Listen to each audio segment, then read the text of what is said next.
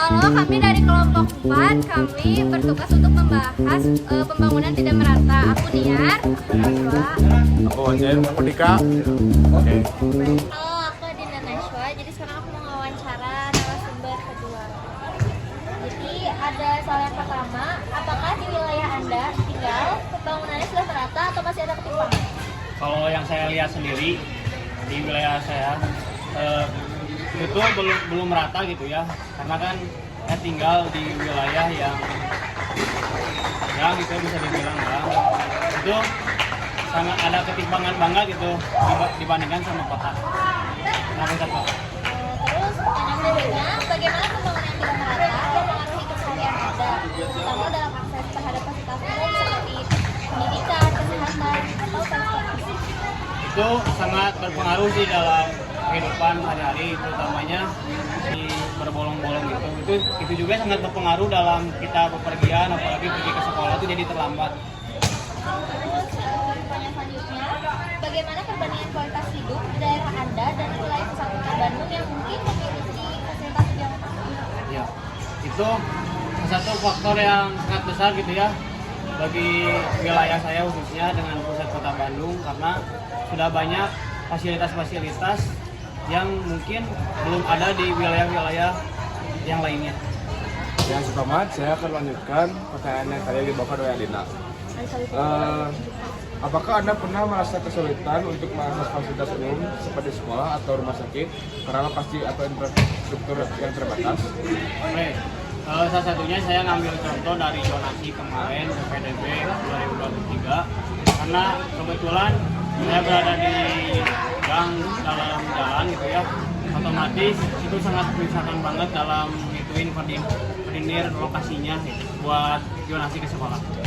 Selanjutnya, apa dampak yang dirasakan dari ketimpangan pembangunan di wilayah Anda? Yang saya rasakan pasti ini ya apa sih namanya, kalau dari internet mungkin ya, dari hutan kota jadi tambah agak sulit juga gitu, terus memperlambat juga dalam hal perekonomian. Terima kasih narasumber kita. Siap. Thank you. Nah. Menurut kalian, apa faktor yang menyebabkan ketimpangan pembangunan tidak merata di wilayah kalian? Bebas. Jadi kalau menurut aku yang menyebabkan ketimpangan pembangunan yang tidak merata di wilayah aku, karena aku hidup di Cimahi, tinggal di Cimahi, jadi alasan itu karena transportasi gitu. Jadi distribusi itu yang nganter-nganter kayak alat bangunan itu memang sering terhalang karena memang adanya macet. Juga itu yang pertama. Terus juga yang kedua itu memang adanya oknum-oknum yang memanfaatkan jika ada pembangunan itu kayak ya nyelipin dikit lah. Jadi karena oknum-oknum itulah yang membuat pembangunan di daerah itu memang tidak merata. Kurang lebih saya juga setuju ya, soalnya kayak transportasi itu ke jantung lah intinya gitu, buat supaya pembangunan merata itu. Soalnya banyak perpindahan dari masyarakat dari satu titik ke titik B, itu penting banget transportasi itu. Kalian tinggal di Cimahi dua-duanya. Aku di Bandung. Terus, menurut kalian, apa pemerintah daerah kalian udah melakukan usaha buat meratakan pembangunan nggak? Sudah pasti sudah ya, tapi sepertinya itu teh kurang maksimal. Soalnya saya sendiri itu kurang merasakan gitu dari pekerjaannya gitu. Kalau menurut kamu?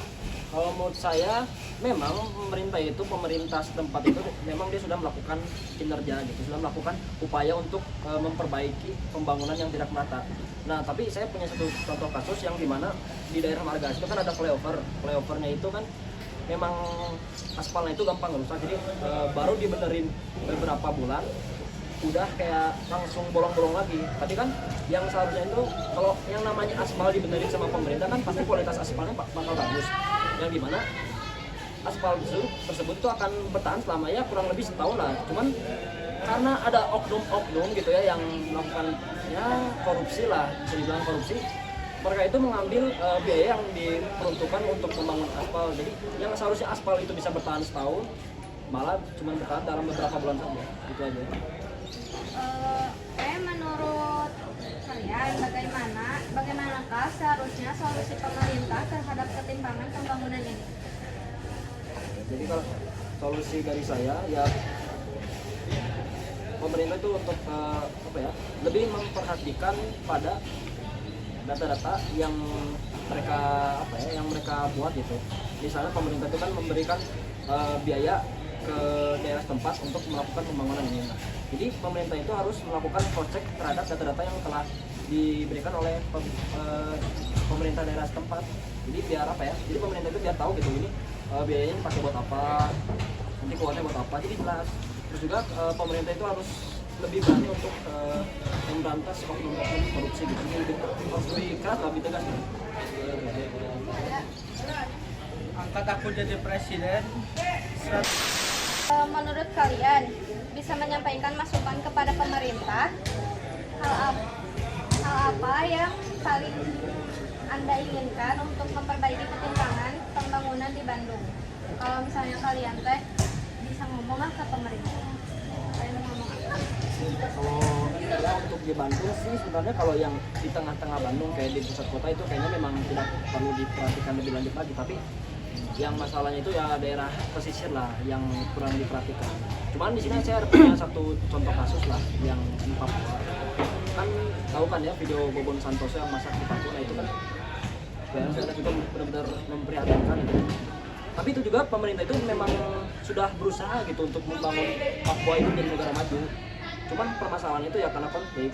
Ya gue ingin gitu kayak kita tuh sebagai masyarakat Indonesia itu lebih merangkul gitu saudara kita yang ada di Papua gitu. Jadi jangan rasis lah, karena kita itu satu darah gitu, satu suku, bukan satu suku ya, satu bangsa, satu negara gitu.